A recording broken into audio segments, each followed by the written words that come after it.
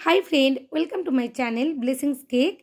आज आमी मयदा छाड़ा किभाबे सुजी दिए एक पाका आम दिए ड्राई फ्रूट केक बानानो जाए पारफेक्ट भावे बाड़ीते सेई रेसिपि निये एसेछि।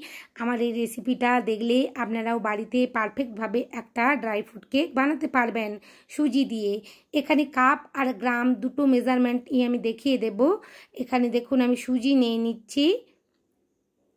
এখানে 1 কাপ সমান 200 গ্রাম সুজি নিয়েছি আমি, সেই মাপটাই দেখিয়ে দিচ্ছি। দেখুন 1 কাপ নিয়ে নিয়েছি ভরে ভরে, আমার 240 ml এর কাপ এটা। এখানে আরেকটু ভরে নেব, নিয়ে 200 গ্রাম করে নেব সুজি। এখানে 200 গ্রাম নিয়েছি। এরপর চিনিটা নিয়ে নেব, হাফ কাপ নিয়ে নিয়েছি। হাফ কাপ ভরে আমি একেবারে চিনিটা নেব, 150 গ্রাম চিনি নেব। এইভাবে পাকা আম দিয়ে खूब सुंदर भावे एक सुजी दिए केक बनानो जाए, ना बनाले बाड़ीते बुझतेई पारबेन ना। এইভাবে কেক বানালে খুব সুন্দর খেতে হয়। এখানে আমি এলাচ নিয়ে নিয়েছি আর এখানে ড্রাই ফ্রুট বলতে এলাচটা গুঁড়ো করে নিয়েছি, একটা স্পুনের মধ্যে রেখে দিয়েছি। কাজু বাদাম আর ফ্রুটি নিয়েছি, অন্য কোনো রকমের আর ড্রাই ফ্রুট ব্যবহার করছি না। এখানে फ्रुटी और काजू बादाम दीते खूब सुंदर लागछिलो केकटा। आपनारा एखाने आमंड पेस्ता जा जा बादाम आछे आपनादेर अवेलेबल आपनादेर काछे आपनारा सेटा दिएई करे निते पारेन।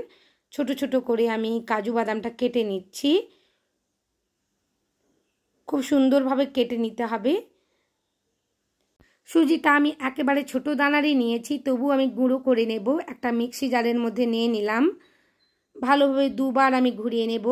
खूब सुंदर भावे मिहि हो जाबे। आरो एटा करे निले सुजी जे केकटा होबे तखन काटार समय दाना दाना थाकबे ना, खूब एकटा खूब भालोभावे काटिंगटा करा जाबे। देखुन एखाने आमी खूब भालोभावे सुजिटा गुঁড়ো करे निয়েছি। आमी जे सुजिटा व्यवहार करेছিলাম एकेबारे छोटो दाना सुजी। आरेकटु तबुओ आमी मिक्सिर मধ্যে गुঁড়ো करे निलाम, একটা বোলের মধ্যে ঢেলে নিলাম। এরপর পাকা আম নিয়ে নিয়েছি। এই আমটা খুবই মিষ্টি, আমটা ভালোভাবে ধুয়ে নিয়েছি, কেটে নেব। একটা বড় পাকা আম, আমি 1 কাপ আম নেব। আপনারা এখানে আমের পরিমাণটা কমিয়েও নিতে পারেন, হাফ কাপও করতে পারেন, কিন্তু আমার মনে হচ্ছিল একটু আমের ফ্লেভারটা বেশি থাকলে কেকটা খেতে ভালো লাগবে, তাই আমি এখানে 1 কাপ পরিমাণ আম নিয়ে নিয়েছি। একটা বড় মাপেরই আম নিয়েছি, যেন খোসায় এতটুকু না যায় সেটা লক্ষ্য রাখতে হবে। ভালোভাবে একটা ছুরি দিয়ে কেটে নিয়েছি আমটা, আর আমটা যাতে মিষ্টি হয় সেটাও লক্ষ্য রাখতে হবে। একটা মিক্সি জারের মধ্যে ভালোভাবে ব্লেন্ড করে নেব। চিনিটাও দিয়ে দিলাম। কত সহজ না বন্ধু এই কেকটা। দেখুন চিনি আম সব একসাথে আমি ব্লেন্ডারে ব্লেন্ড করে নেব কত সুন্দরভাবে। কত সহজেই একটা কেক বানানো হয়ে যাবে ইলেকট্রিক হ্যান্ড বিটার ছাড়া। আমি এখানে হ্যান্ড উইক্সও ব্যবহার করছি না, কেবলমাত্র একটা স্প্যাচুলা দিয়েই করে নেব। তেল দিয়ে দিলাম 1/4 কাপ, 1/4 কাপ তেল দিয়ে দিলাম, 50 গ্রামের মতন। এরপর চিনি আর আমের মিশ্রণটাও দিয়ে দিলাম সুজির মধ্যে। ভালোভাবে এখানে একটা স্প্যাচুলা দিয়েই মাখিয়ে নিচ্ছি। ভালোভাবে মাখিয়ে নিতে হবে এই পর্যায়ে, এতটুকু যেন লাম্পস না থাকে।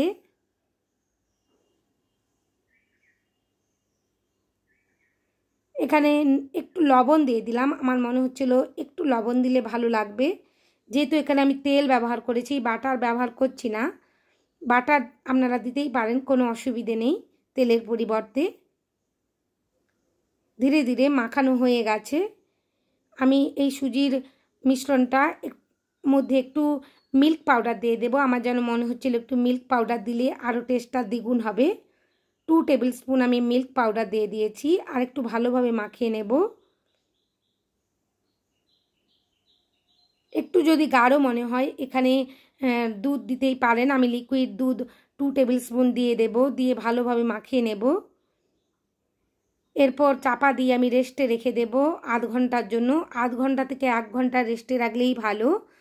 যতটা সময় রেস্টে থাকবে সুজিটা ফুলে ডবল হয়ে যাবে। দেখুন এখানে আমার সুজিটা ডবল হয়ে গেছে। এরপর কত সুন্দরভাবে একটু গাঢ়ও হয়ে গেছে, সুন্দরভাবে মাখিয়ে নেব। এখানে বেকিং সোডাটাও দিয়ে দিচ্ছি হাফ টিস্পুন।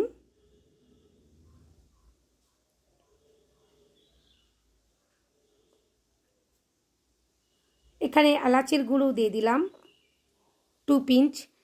এরপর কেকের ভেতরে যতটা আমি ড্রাই ফ্রুট চাচ্ছিলাম সেই পরিমাণই দিয়ে দিলাম, আর ভ্যানিলা এসেন্সও দিয়ে দিয়েছি যাতে ফ্লেভারটা খুব সুন্দর হয়।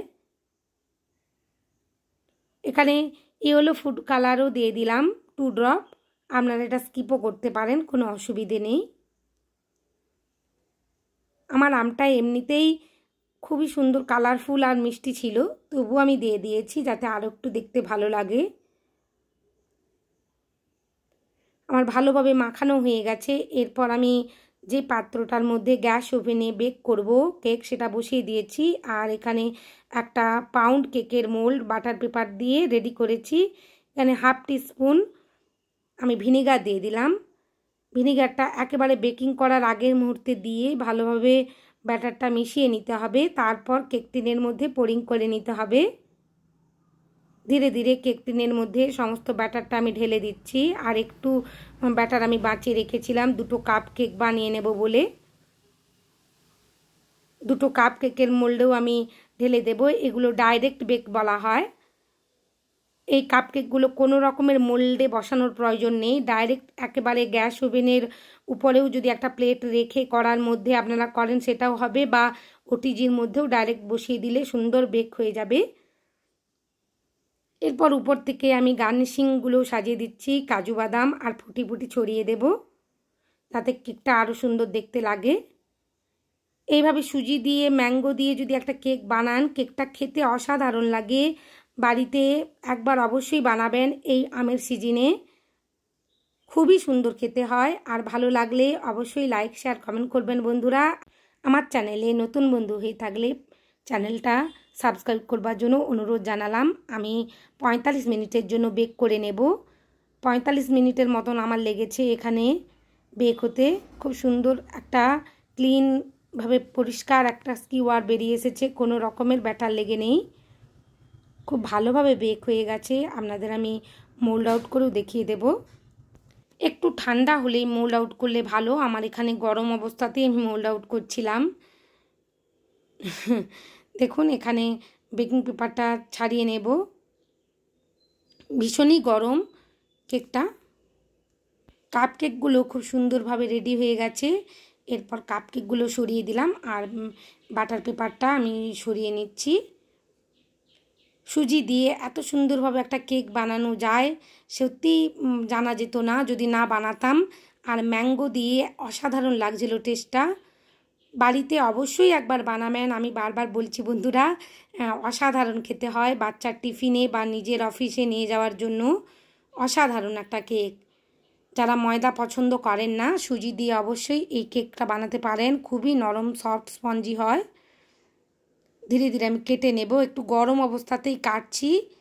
এই কেকটা বেক হওয়ার পর এত সুন্দর ফ্লেভার আসে, গরম গরমই খেয়ে নেবে। দেখুন এখানে আমি আপনাদের একটা কাপ কেক ভেঙে দেখিয়ে দেব কত সফট নরমভাবে রেডি হয়েছে। বাড়িতে অবশ্যই এরকম একটা কেক বানাবেন। অনেক ধন্যবাদ বন্ধুরা আমার ভিডিও দেখার জন্য।